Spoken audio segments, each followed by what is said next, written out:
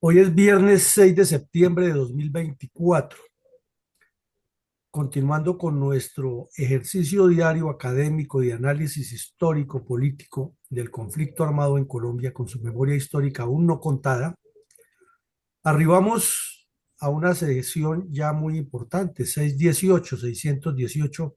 capítulos.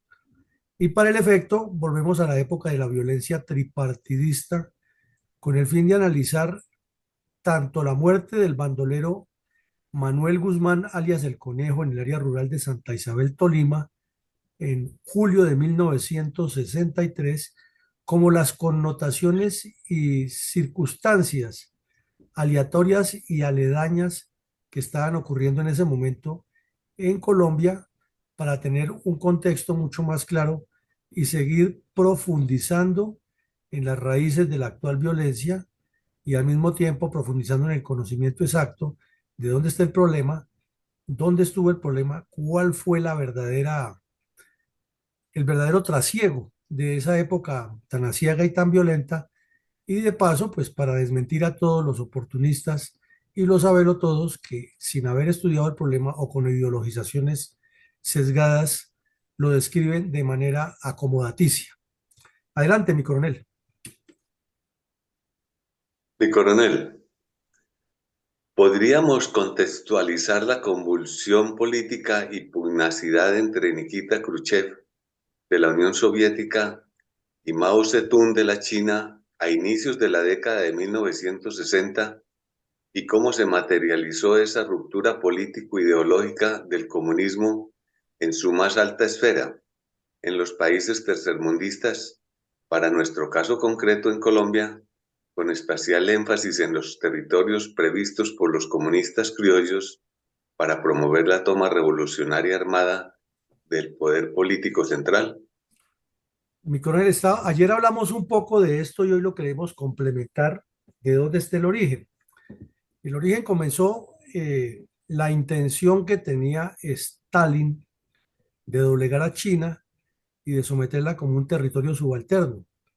Pero pues ya con el primer problema que han tenido con Chiang Kai-shek, que se les abrió con la China nacionalista y luego pues ya reduciéndose a la persecución que le hizo Mao Zedong en la isla de Taiwán o Formosa, quedó un latente problema entre China y Rusia, porque China, Mao Zedong, digan lo que digan de ese sujeto, enfocó el futuro de China en ser potencia mundial y dejó todo el camino trazado. Otra cosa muy distinta son los métodos que recurrió al manejo interno de China para poner las cosas en contexto. Entonces, estaba en el esplendor de la revolución cultural, de su proceso de conquista, no solo de China, sino ya del mundo, el señor Mao Zedong, promoviendo la subversión en varios países y plantándola de una manera diferente a como la planteaba Rusia. Entonces, tuvieron un rifirrafe fuerte, se fueron prácticamente a la guerra y eso provocó que se reunieran en unas convenciones de altísimo nivel para evitar un enfrentamiento mayor. Entonces, en medio de ese enfrentamiento mayor se dijeron de todo. Y China dijo que el Partido Comunista no debería ser dirigido desde la Unión Soviética, sino que cada región lo dirigiría y luego hacer una especie de conciliábulo en el cual se definía cómo proyectar el comunismo hacia el mundo. Entonces la respuesta rusa fue muy dura, pero la contrarrespuesta china fue más fuerte todavía y en medios de comunicación, que si querían que hubiera algún acuerdo entre Rusia y China, pues que tenía que renunciar el premier ruso, Nikita Khrushchev. Imagínense ustedes palabras mayores.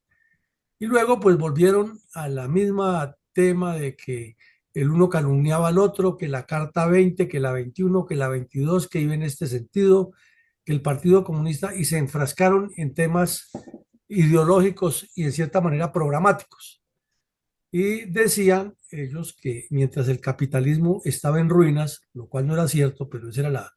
la teoría, y siempre los comunistas han hablado así, ellos deberían era unir esfuerzos para derrotar al capitalismo en el mundo, pero que China jamás sería subalterno de la Unión Soviética y desde luego estaban muy bien correspondidos porque en la Unión Soviética les contestaban con igual vehemencia y con mucha más propaganda, ya que era más poderoso el equipo de propaganda y su presencia en diferentes países del mundo dirigido desde Moscú, no tanto como el que pudiera tener China, aunque tenía un fuerte equipo de propaganda diseminado en el planeta. Entonces, en ese entorno estaban ocurriendo las dificultades y los conflictos político-ideológicos entre las dos gigantescas naciones comunistas. ¿Y cómo nos afectaban en el caso colombiano esas discusiones, mi coronel? Bueno, mi colega, nos afectaban muchísimo porque resulta que los grupos que se estaban formando en Colombia como guerrillas comunistas tenían ambiciones de instaurar en Colombia una dictadura comunista, pero ya no tenían la claridad si hacerlo al estilo soviético o al estilo de Pekín, o lo que es peor, al estilo de una revolución mucho más latina, que era la que estaba promoviendo Fidel Castro desde Cuba bajo la dirigencia de la Unión Soviética. Entonces Fidel Castro quería ser satélite de Cuba, de Rusia, pero al mismo tiempo tener su propia dirección en todo el continente. Se creía un nuevo Simón Bolívar. Entonces, de esa manera, los grupos que estaban aquí entraban en pugnacidad y eso se reflejó en inclusive hasta enfrentamientos, epítetos y apodos que se pusieron, y de ahí nació la palabra mamertos, que era que en el Partido Comunista tradicional había varios que llamaban Alberto, Roberto, entonces los llamaron los mamertos, dando a entender que ellos no estaban de acuerdo con la lucha armada, sino que la combinaban con otras actividades politiqueras, al decir de los pro-chinos, que terminaban era enredando la revolución y ellos querían una revolución directa como la de Mao, una movilización campesina que llegara al poder y pusiera un gobierno dictatorial. Y por su parte, el ELN ya tenía contactos con liberales revolucionarios y con teólogos de la liberación que se estaban formando y le daba otra condición, otro contexto que estaba en proceso. Entonces, por eso pasaron muchas cosas de las que hemos visto en episodios anteriores, de ataques mutuos y hasta de descalificaciones y muertes. Mi coronel, ¿cuáles fueron entonces las escabrosas revelaciones de la bandolera liberal Edilma López, alias La Aguilita, concubina del tristemente célebre genocida Jacinto Cruz Usma, alias Sangre Negra, y cómo incidieron esas confesiones en la posterior muerte en combate del bandolero del MRL Manuel Guzmán, alias Conejo, en combate de tropas de la Sexta Brigada en el municipio de Santa Isabel, departamento del Tolima, en julio del año 63? Pues mi coronel, esta muchacha escapó de la cuadrilla de Sangre Negra y su escape es digno de una película de Hollywood. Me parece que en Colombia ocurren tantas cosas con la violencia que pasó ante los medios de comunicación como una noticia de un día, de 2 días y nada más. Pero las revelaciones que esta joven hizo son muy importantes y uno de los puntos que tocó es precisamente el que usted me acaba de preguntar. ¿Cómo estaba incidiendo esa división del comunismo en el mundo? Pues resulta que los comunistas aquí en Colombia tenían en la mira reclutar a todos esos bandidos, a Sangre Negra, Chispas, Desquite, Tarzán, eh, Media Vida, etcétera. Y lo estaban haciendo conversaciones, se publicaron algunas veces datos que se filtraron, informantes de la inteligencia militar estaban actualizando a los servicios de inteligencia lo que pasaba. Entonces ella cuenta o contó en primera medida que a Sangrenera le han hecho varios llamados, varias ofertas, pero que hasta el momento no se haya decidido. Que inclusive Sangre Negra y Desquite tenían una serie de dificultades, tanto procedimentales como ideológicas, porque Desquite estaba completamente inclinado a unirse a los comunistas y ya estaba en conversaciones más directas con ellos, mientras que Sangre Negra desconfiaba de los comunistas y era esencialmente mucho más dedicado al bandidaje y a mantener sus cuadrillas muy activas. Y contó el caso de una joven que le decían la Golondrina, de quien después hablaremos, que fue capturada aquí en Bogotá por los mismos días que ella escapó. Y entonces relató cómo la había reclutado el grupo de desquite y cómo la querían pues meter también al comunismo. Y luego pues ya entró a detallar la conducta criminal de Sangre Negra. Lo describió perfectamente, contó que ella tenía un hijo de ese bandido, que él había intentado matarla, que la había amarrado a un árbol y ella se había volado en complicidad con otro bandido y que por eso se había presentado ante las autoridades a contar toda su historia y que no le tenía miedo que lo mataran porque ella sabía que Sangre Negra era una persona sin compasión y que la propia familia, es más, premonizó que sería la propia familia la que vendería Sangre Negra y así ocurrió. Relató también que ella había asesinado personalmente a 3 personas por de Sangre Negra, que ella participó en la famosa emboscada que le hicieron Sangre Negra, Desquite y Chispas al batallón Patriotas cerca del Líbano, que esa la vimos aquí ya hace como 2 años, vimos ese caso en que asesinaron a 13 soldados y le robaron las armas, que ella participó en la repartición de las armas, que eh, una noche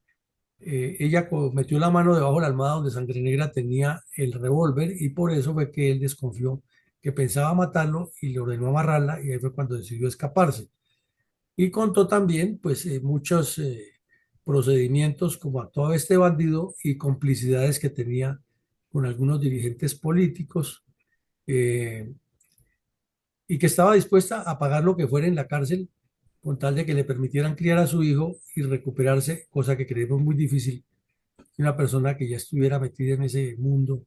fuera a cambiar tan fácil. Contó también porque le decían la aguilita, porque era que era realmente una aguilita para hacer inteligencia y para meterse a hacer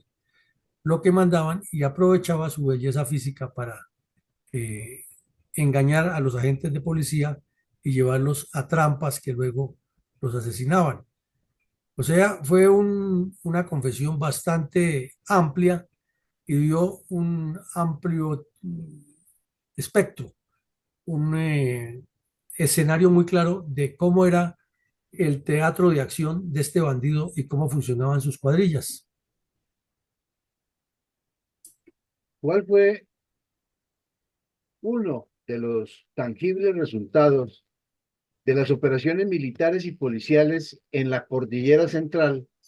como consecuencia de las revelaciones de Edilma López acerca de las actividades de alias Sangre Negra y alias Desquite en la zona, previas a la muerte en combate del bandolero del MRL Manuel Guzmán, alias Conejo, en combate con tropas de la Sexta Brigada en el municipio de Santa Isabel, Tolima, en julio de 1963? Pues mi coronel, una cosa se va atando con la otra. Resulta que de lo que esta joven dijo, pues ella no dijo sitios exactos y todo porque tampoco conocía. Pues y lo que le oía hablar a Sangre Negra y tenía una información muy interesante acerca de qué grupos se movían, quiénes los dirigían, por cuáles sectores delinquían, etcétera. Entonces ocurrió que la inteligencia militar tenía también pues datos de unos grupos y alertó las unidades. Y por allá en la cordillera, metido en un sitio que se llama La Cumbre, eh, Alejandría y la montaña, en Quimbaya, Quindío, había unos puestos de policía con unidades muy pequeñas de carabineros. Los alertaron, de acuerdo con lo que esta joven dijo, y la policía estuvo alerta y los esperó. Y efectivamente, cuando llegaron los bandidos por las armas, llevaron su sorpresa y tuvieron varios heridos y muertos. Entonces fue una reacción importante y se corroboró que lo que esta mujer decía no solamente era cierto, sino que era muy exacto. aunque ella no sabía los nombres ni qué estaba pasando, ni los planes concretos, pero sí conocía el esquema. Y con todo lo que ella dijo, pues se armó el rompecabezas y acertaron los agentes de inteligencia. Mi coronel, ¿cómo ocurrieron los hechos relacionados con la muerte de alias Conejo, informados al país por los diferentes medios de comunicación masiva de la época? Bueno, mi coronel, este bandido del Conejo delinquía por la misma zona donde más permanecían Sangre Negra y Desquite, y que fue donde estuvo delinquiendo esta muchacha, es decir, al norte del departamento del Tolima. En este caso particular, en el municipio de Santa Isabel. Y este bandido había cometido una cantidad de crímenes grandísimas. Entre ellos estaba metido en el asesinato de un juez de la República de Santa Isabel y 5 personas más en un sitio determinado el Guayabo y también en la masacre de otras 18 personas y andaba con otro bandido que le decían el campeón, que era uno de los de las manos derechas de Sangre Negra. Entonces, pues con toda la información que dio esta joven,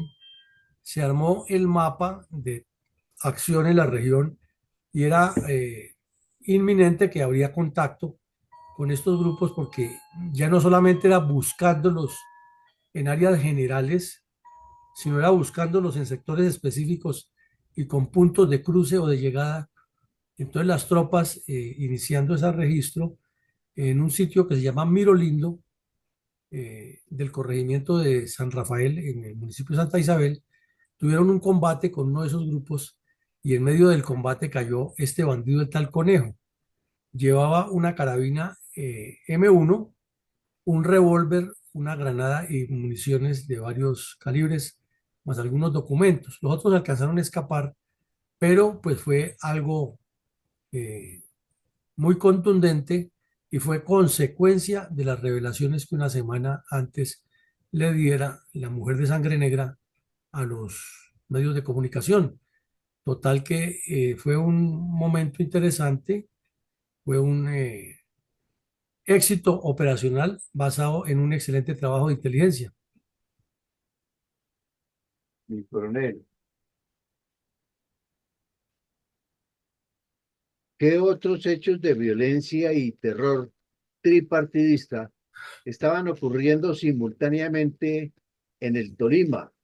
los días previos a la muerte de alias El Conejo en Santa Isabel? Pues, mi coronel, a pesar de lo que hemos cuestionado aquí ya varias veces, el triunfalismo del señor Lleras Camargo y las habladurías populistas del señor Darío Echandía respecto a la paz en el Tolima, que se podía pescar de noche, etcétera, pues vemos que 5 años después de iniciado el Frente Nacional,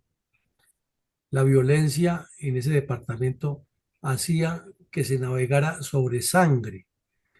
El mismo día que fue dado de baja el Conejo, se publicaron unas estadísticas eh, oficiales, o sea, verificadas in situ, de levantamiento de cadáveres. Y los bandidos habían asesinado para ese año, en esa época ya, a 74 personas. Y eso hablando nomás de los meses de mayo y junio, no todo el año, sino los 2 meses. Inclusive se resaltaba que en mayo habían muerto 23 y el resto en junio. Y entre los muertos había 7 mujeres,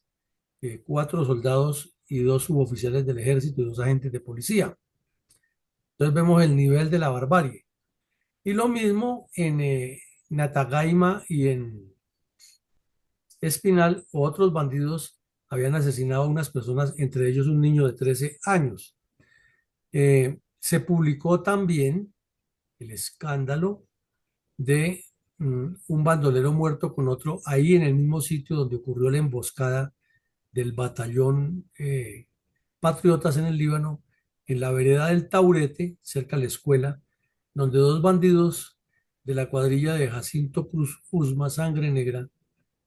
se enfrentaron a machetazos entre ellos y el uno mató a otro que le decían Punto Rojo o el Cuaduero. Entonces la situación estaba al rojo vivo, entre esos bandidos estaban matando permanentemente y estaban causando el terror por medio de la violencia, eh, en contraposición a lo que tanto habían promulgado los señores Echandier y Lleras, y lo que acababa de decir en el Congreso de la República el señor Valencia, de que en su gobierno la violencia se había disminuido y que prácticamente le había pacificado el país. Pero vemos que una cosa dicen los politiqueros en los escenarios públicos y otra era la realidad del país. Mi coronel,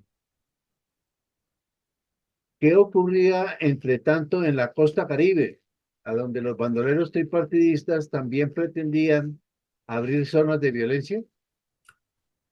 Pues mi coronel, antes de eso complementemos un poco más lo del Tolima. En el municipio de Collaima, la cuadrilla de Esquite, ese mismo día que estaba cayendo en combate el bandido del Conejo, estaba robando, atracando y asaltó a varios vehículos y robó a varias personas. Y en Santa Isabel, muy cerca de donde cayó el bandido el Conejo, entre tanto, los bandidos fueron y asesinaron a dos personas con tiros de fusil, sindicándolas de ser los responsables de la muerte de el Conejo, que decían que eran los que los habían denunciado. Y entre tanto fueron capturados en Lérida otros dos delincuentes de la cuadrilla de Desquite y estaban planeando el asalto al municipio de Lérida. Eh, y en el área rural de Ibagué capturaron a otros delincuentes de la misma banda. Entonces, como vemos, la situación era muy compleja en el Tolima. Ahora pasando al tema de Santa Marta, de Magdalena, de Ciénaga, de la costa atlántica, es que a la Fuerza Aérea le robaron en Bogotá una ametralladora y otras armas. Y las estaban buscando desde luego porque ha sido un robo de a una unidad militar. Y en un trabajo de inteligencia, la Policía Nacional capturó a tres bandidos en Santa Marta con un poco de armas, entre ellas la ametralladora que se han robado en Bogotá. Entonces fueron sometidos a consejo de guerra y traídos a Bogotá y pues se determinó que era gente del Partido Comunista que se han robado esas armas y estaban buscando abrir zona guerrillera en la Sierra Nevada de Santa Marta y por eso estaban allí en Ciénaga esperando el contacto para subir a la Sierra Nevada las armas y formar la cuadrilla en ese sector. Entonces, como vemos, los comunistas nunca han descansado, siempre han tenido objetivos geoestratégicos claros y puntos de despliegue de su revolución armada, mientras la dirigencia política ha andado en otros menesteres. ¿Cómo se produjo una de las primeras evidencias de violencia comunista, donde luego las FARC emplazaron su emporio de narcoterrorismo comunista contra Colombia a partir de la década de 1970? 3 días antes de la muerte de este bandido del tal Manuel Guzmán, alias el Conejo, en el Tolima, en el Caquetá fue capturada una banda de cuatreros. La inteligencia militar tenía la información que eran cuatreros para las bandas de tiro fijo que estaban en el Tolima y se desplazaban ya hasta esa zona del Pato y el Caquetá. Pero la información como que sí, como que no la creyeron. Y vino el momento en que 2 días después de la muerte del Conejo fueron asesinadas, perdón, se destapó que en el corregimiento La Tagua, en riberas del río Caquetá, que era toda región de Caquetá en ese momento, los bandidos comunistas habían asesinado a 8 personas porque no estaban de acuerdo con meter el comunismo en la región. Entonces, los identificaron quienes habían sido y la Infantería de Marina inició la persecución con apoyo de vaquianos de la región. y a los pocos días establecieron contacto con los bandidos y dieron de baja a dos. Uno que le decían el Ronco, de nombre Miguel Paz, y el hijo Miguel Polo Paz, alias Aguilita. Tenía el mismo alias de la concubina de Sangre Negra. Entonces, pues fueron dados de baja esos dos bandidos y los colonos contaron en su momento que esa gente estaba abriéndole camino al comunismo armado en la región, que posiblemente se irían los que han cometido el crimen, pero que allí volverían y exactamente así ocurrió. Entonces vemos que hay un problema de larga data, que las FARC llegaron al Caquetá desde el principio asesinando gente, imponiendo el terror, robando ganado y expropiando fincas, y eso desde luego no se cuenta en el informe de la supuesta verdad del señor de Rux. Mi coronel, ¿qué comentó el diario El Tiempo respecto a la muerte en combate del bandolero del MRL Manuel Guzmán, alias Conejo, en combate contra tropas de la Sexta Brigada en el municipio de Santa Isabel, Tolima, en julio de 1963? Mi coronel, los comentarios fueron muy breves, no le dieron la trascendencia, la importancia de este golpe, mucho menos le dieron la trascendencia a todo lo que dijo esta joven, porque era que tocaba callos, pisaba callos, ya que cuando ella comenzó a tocar el tema político, entonces trataron de enmascarar las declaraciones de esta mujer y no le dieron la importancia que eso requería. Inclusive tampoco le dieron la importancia a lo que vemos ahí en pantalla, que el ejército, además de los múltiples problemas que vemos que ya se le estaban formando con violencia tripartidista, entonces al señor Valencia se le ocurrió otra genialidad, que el ejército se dedicara también a combatir el contrabando que entraba por Venezuela o desde Venezuela por la Guajira y el Magdalena, ya que no existía el departamento del Cesar. Y entonces las tropas del Grupo Rondón y otras unidades de la Segunda Brigada, además de las funciones de cobertura y de que era evidente que ya las cuadrillas de bandidos estaban asentando en la región, los pusieron también a controlar retenes de chirrincheros y aduaneros, y así pues es imposible que una fuerza cumpla con su misión. Simultáneamente vemos que estaban haciendo brigadas cívico-militares en Circasia y en Neiva, y con unas cifras bastante importantes de eh, apoyos a las comunidades. Pero eso no era importante para los medios de comunicación porque ellos andaban, era en la candidatura de Lleras para el 66, en las declaraciones de Valencia acerca de su triunfalismo frente a la guerrilla y en resaltar a como diera lugar que el Frente Nacional era una maravilla y era un gran éxito de los dos partidos, cuando en realidad aquí lo hemos demostrado que no era así. Entonces, en síntesis, la muerte de este bandido que era tan importante en la estructura de Chispas y Desquite y Sangre Negra no tuvo mayor difusión. ¿Qué hacían mientras tanto los comunistas desarmados para desestabilizar a Colombia? Pues mi coronel, hablábamos ayer que se ha promovido un paro muy grande y que las centrales de trabajadores se dividieron entre los que estaban de acuerdo con el paro y los que no, y el periódico El Tiempo, lavándose las manos después de haber instigado paros contra el gobierno de Rojas Pinilla y de haber promovido la insurrección contra el gobierno militar, ahora eran defensores de que no se hiciera ningún paro y que sí le reconocían a los revoltosos que tenían razón. Entonces, el gobierno del señor Valencia declaró ilegal el paro que se estaba promoviendo en la refinería de Barranca y en todas las eh, entidades relacionadas con Ecopetrol a lo largo y ancho del país. Y de eso produjeron una resolución, un documento público en el cual publicaban unas decisiones que lo firmaba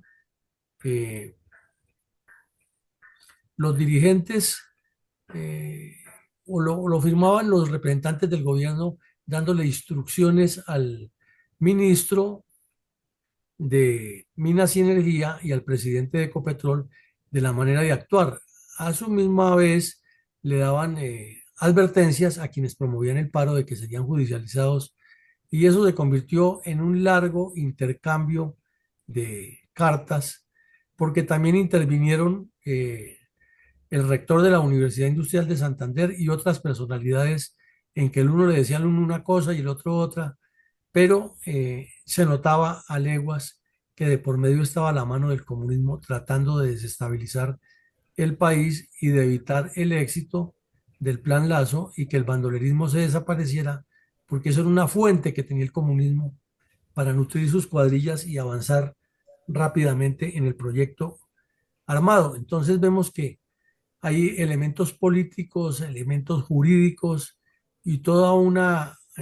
articulación de procesos para causarle daño al país y promover el crecimiento de los grupos armados.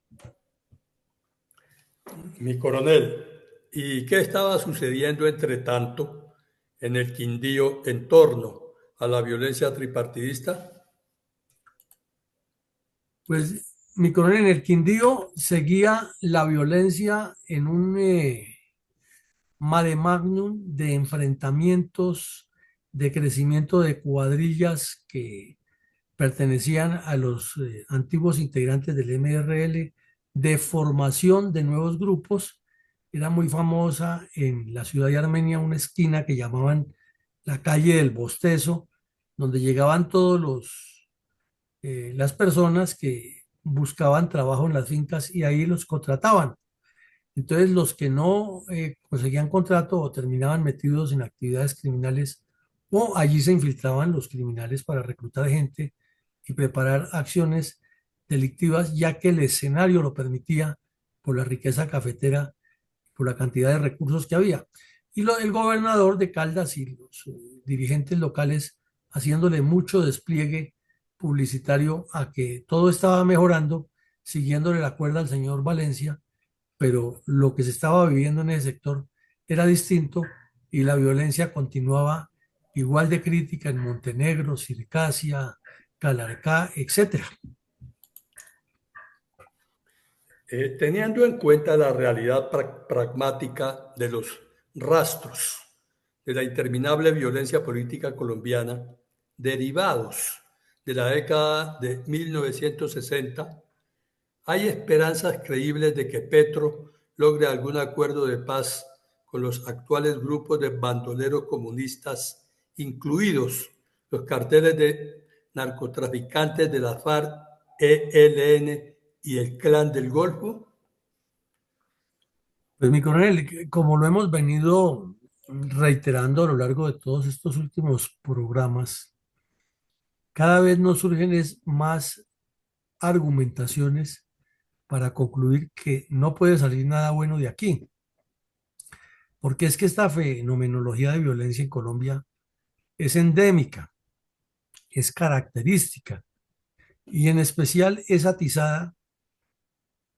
por quienes en cada momento han dicho que buscan la paz en público, pero por debajo de la mesa siguen empujándola. Y en este caso particular que nos referimos hoy al señor Petro, donde él hizo parte de un grupo de estos y su mentalidad no cambia, sigue pensando como cuando era bandido del M-19 y reunido con delincuentes de la laya del narcodictador cubano y del narcojefe del ELN, planeando, dizque la paz, pues, ¿qué se puede esperar? Máxime que a quienes coloca de jefes negociadores del equipo son terroristas que participaron con él en acciones de sangre y tragedia contra Colombia y que ya tienen en ese ADN ese odio contra la empresa privada, contra las instituciones,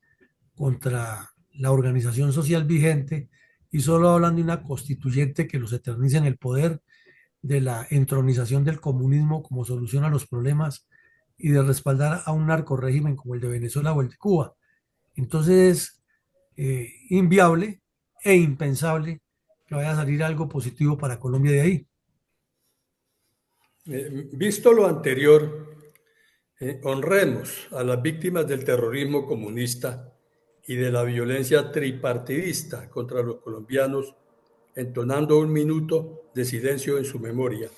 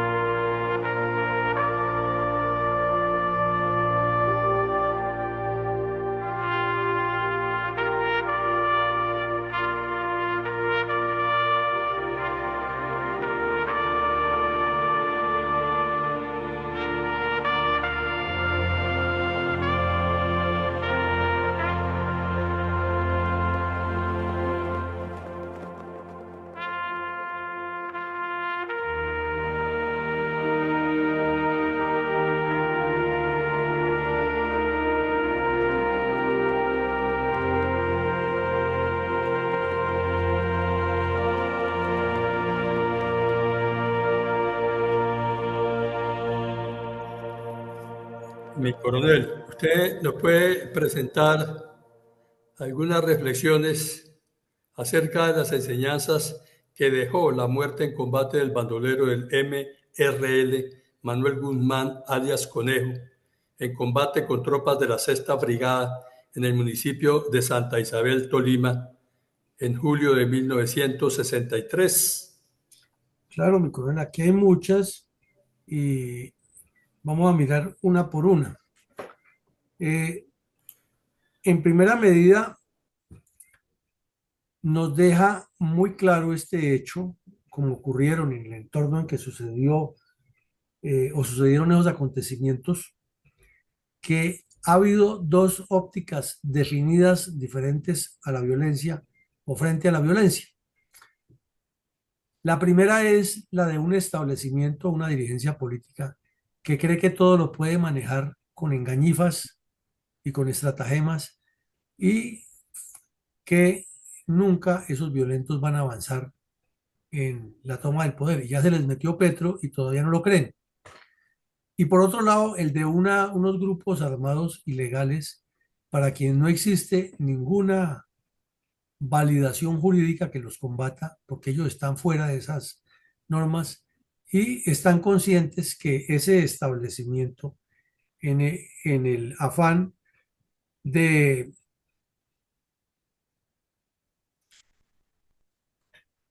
obtener para ellos controles sobre el poder, les van a ceder siempre que haya diálogos de paz, como usted siempre lo cuestiona, que con acuerdos o con negociaciones de paz con estos delincuentes jamás se llegará a ningún Pereira. Entonces aquí estamos ante un elemento muy grueso que no se ha querido entender así, a pesar de que se ha repetido y repetido, pero como no se estudia, no se lee, y cualquier perico de los palotes puntualiza sobre la realidad de la violencia y se convierte a este experto en los medios, entonces la verdad se deforma. En segunda medida, es que la desinformación acerca de nuestra realidad como país, en todos los ámbitos, pero particularmente todo lo que tiene que ver con la política, es correlativa con la pésima o baja educación que tenemos. Hay escolaridad en algunos niveles y ha mejorado, pero educación formativa todavía nos falta mucho porque no tenemos identidad de país definida y no tenemos claridad de propósitos políticos como nación. Desde esa época se nota que la justicia es limitada e ineficiente y los archivos ya polvorientos y hasta con bacterias que debe haber en todos esos juzgados contienen muchos expedientes que terminaron en mitad de camino o que simplemente se abrieron y nunca se avanzó en la sustanciación. Y los delitos quedaron impunes o mal calificados o pésimamente procedido para tomar decisiones jurídicas. Y fueron muchos los delitos, una multiplicidad grande, que tampoco estaba esa justicia, como no está ahora, que es paquidérmica y corrupta, en capacidad de resolverlos. Vemos que se trató desde la orilla militar del sector defensa, darle un cariz diferente al problema con la acción cívico-militar y se implementó el Plan Lazo, pero las ambiciones politiqueras y los intereses marcados de los dirigentes políticos hicieron que no fuera suficiente esa acción militar, por eficiente que ella misma lograra hacerlo, ya que eso les afectaba a sus intereses particulares de politiquería. De igual manera, pese a que existía una nutrida información de cuál era la realidad de estos contextos, gracias a las declaraciones de la mujer de sangre negra que fueron de una connotación importantísima, pero intencionalmente olvidada, pues tampoco se planearon estrategias a futuro, ni mucho menos a los gobiernos subsiguientes les interesó en lo más mínimo todas las revelaciones que estaba haciendo esta señora, como tampoco les interesó que al mismo tiempo en el Valle del Cauca el ejército diera de baja a 5 bandoleros del MOEC y les incautara toda la propaganda cubana. Entonces no les alcanzaban las neuronas para integrar una cosa con la otra y pensar en el futuro del país. Y lo que fueron focos geoestratégicos de violencia tripartidista en los años 60 se convirtieron en un dolor de cabeza posterior para los colombianos. Y ahí los tenemos hoy en día: el Catatumbo, el Magdalena Medio, la Serranía de San Lucas, la Sierra Nevada de Santa Marta, el Urabá, el Putumayo, el oriente del Caquetá, el centro del Tolima, etcétera. Lo cierto es que siempre ha habido un elemento ideológico de las pasiones politiqueras. No tenían claridad de conceptos entre liberales y conservadores, pero había una pasión banderiza que le daba a esa ideología un cariz de confrontación y de fanatismo. Y todo eso fue evolucionando hasta llegar a la barbarie comunista sustanciada y sustentada por el narcotráfico que tenemos ahora.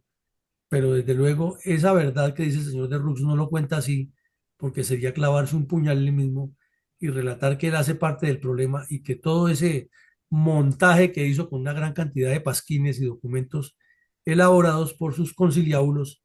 sería una falsedad. Entonces es mejor ocultar esta realidad de ese origen de pasiones banderizas y una barbarie comunista materializada por el narcotráfico, porque no es conveniente para la paz total. Y desde luego que el subdesarrollo y la violencia que ha padecido Colombia son paralelos e incluyentes en todas las actividades de desgobierno, incluido el del señor Petro. Entonces estamos viendo aquí ante la pantalla una lista de elementos de profunda reflexión que nos deja la muerte de un bandido que ocurre simultáneamente con la muerte de 5 bandidos en otro sitio del país, con la entrega de la mujer de sangre negra que nos cuenta todo eso, con un paro que estaban promoviendo a nivel nacional los comunistas y los partidos políticos hablando de otras cosas y el ejército tratando de resolver el problema mediante una acción militar insuficiente y la justicia completamente ineficiente ante esa realidad. Pero lo peor es que a pesar de tener toda esa información de lo que estaba ocurriendo y que visualizaba para dónde iba el país, ninguno de los, entre comillas, grandes estadistas que teníamos y que seguimos teniendo hoy en día, miraban un solo día hacia adelante ¿Qué podía pasar sino enfrascados en su rapiña de cómo se reparten el poder, fueron tolerando que esto creciera de manera desmesurada? Adelante, mi coronel, con sus comentarios. Gracias, mi coronel. Comentario para el día de hoy de la verdadera memoria histórica. La baja en combate del bandolero del MRL, Movimiento Revolucionario Liberal, Manuel Guzmán, es la demostración de cómo el caudillo político, como lo fue Alfonso López Miquelsen, fundador del MRL, logró convencer a personas humildes del campo colombiano para convertirse en bandoleros que arrasaban toda una región con miles de crímenes. Supuestamente defendiendo ideologías políticas como las del Partido Liberal, que fue infiltrado por el comunismo internacional. Esta manipulación del pueblo colombiano por parte de políticos codiciosos de poder ha sido el de sangre de mucha gente humilde que, aún queriendo ser trabajador y productivo y útil a la nación, se ha dejado arrastrar a tiempos de terror. Porque no solo ha sido Colombia la víctima de tan despiadada ideología, sino muchos otros países donde han perdido la vida incluso millones de seres humanos, como sucedió en Rusia,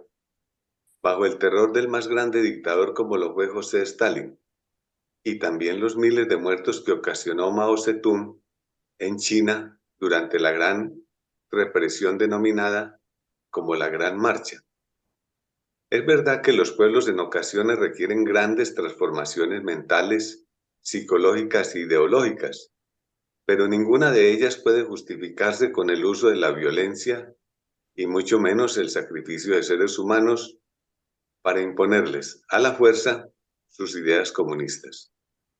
Porque esta ideología ha sido incluso capaz de infiltrar a las poderosas y muy antiguas estructuras doctrinarias y de cultura de la Iglesia Católica, quien, a pesar de sus 2000 años de existencia y de propagación por todo el mundo, el comunismo la logró influenciar hasta tal punto de que prelados actuaron como insurgentes intelectuales y hasta empuñando las armas para obligar al pueblo a admitir el ateo comunismo. Paradójica que era casi que imposible que una organización de ideas celestiales acatara ideas del ateísmo comunismo en el campo terrenal. Situación que el sacerdote Francisco de Rux no dejó en claro en su llamado informe de la verdad, ni la Iglesia ha explicado el suceso y mucho menos pedido perdón. Verdad necesaria por parte de todos para lograr el perdón y el olvido y por lo tanto la paz mundial. Muchas gracias, mi coronel. Bueno, mi coronel, muchas gracias. Muy al lugar sus conclusiones relacionadas con las reflexiones que hicimos hoy y con el hecho, porque es que esto sería tema para llevar a una mesa de esas de conversaciones donde se sientan a hablar de cómo destruir a Colombia y cómo los representantes del gobierno se arrodillan ante los bandidos y ponerles sobre el tapete y decirles, mire, aquí la realidad es esta, ¿por qué no vamos al punto que es? Pero claro, como lo que conviene es dilatar eso y ojalá que se demore bastante para que los delegados ganen viáticos y pacien y para que el presidente de turno consiga premio Nobel de Paz y todo eso, pues jamás se van a enfocar en lo fundamental o en lo medular del problema. Llegamos como siempre al final del ejercicio, recordándoles que esta noche no tendremos jornada académica, pero que el lunes la retomaremos con la memoria histórica en la mañana y en la noche con nuestras conferencias de estadistas con visión de estrategas. A todos un feliz día y que Dios nos siga acompañando. Gracias, mi Gracias, coronel.